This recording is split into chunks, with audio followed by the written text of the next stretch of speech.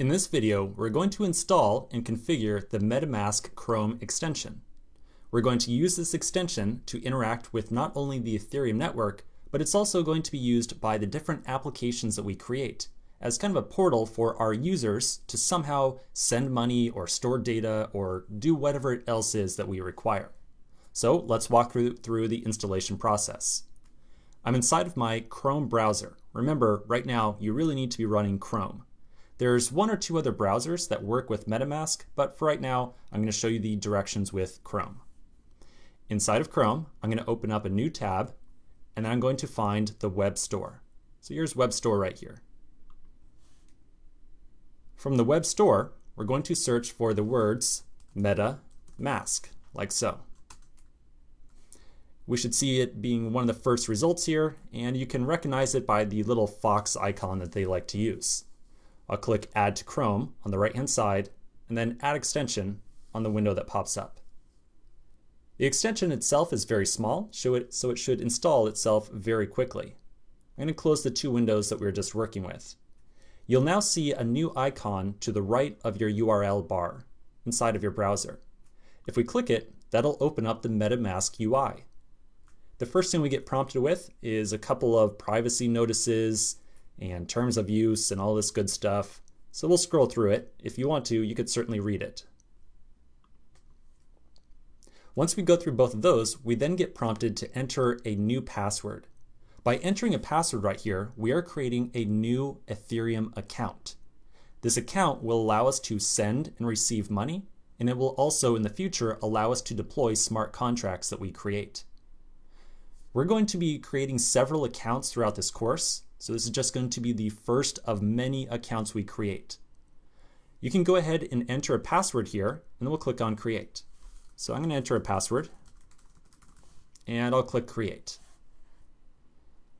When we click Create, we are told that something called a vault is created, and then we get what is called a mnemonic right here. So these are 12 words that form a mnemonic. We'll talk more about exactly what this mnemonic is for later on. If you want to, you can copy the mnemonic somewhere else and save it.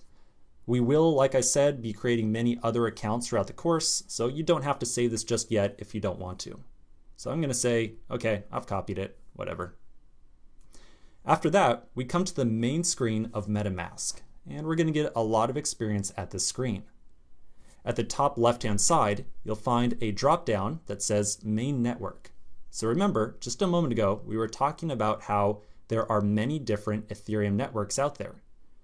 The first network that is selected by default up here is the main network. The main network is the public production network. It's where coins are actually worth something, and it's where we deploy real applications that we want to be used by our users. If we click on this, we can see a drop-down that also shows us several other available networks. The three networks underneath main, so Ropsten, Kovan, and Rinkeby, are all test networks. These networks are used to test code and to get free Ether to test our contracts with. We're going to eventually be doing a lot of work with the Rinkeby network down here.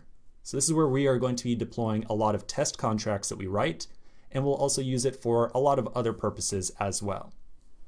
We're going to do very little with the main Ethereum network, just because the vast majority of stuff that happens on the main Ethereum network costs actual money. And of course, during the development process, we don't want to spend any real money. We want to work with fake money, money that doesn't really matter at all. So that's why we are going to be using Rinkeby. Below that, you'll also find an option for localhost 8545. This is an option to connect to your local machine, so your own personal desktop or laptop. We usually use localhost 8545 when we're hosting a local Ethereum node or a local Ethereum test network. Many times development is done on local networks, so we would be using localhost 8545 down here. But like I said, you and I are going to be using Rinkeby a lot rather than using our own local node. And there are some very, very good reasons for that we'll iterate later on in the course. The last option that you'll find on here is for a custom RPC.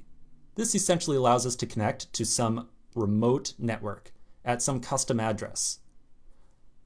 We won't be using custom RPC too much in this course. So for right now, I'm going to select Rinkeby, because that's the network that we're going to be dealing with quite a bit throughout this course.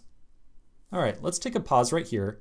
When we come back, we're going to talk a little bit more about some of the other information that's available inside of MetaMask, and then we will use MetaMask to actually send and receive some tokens.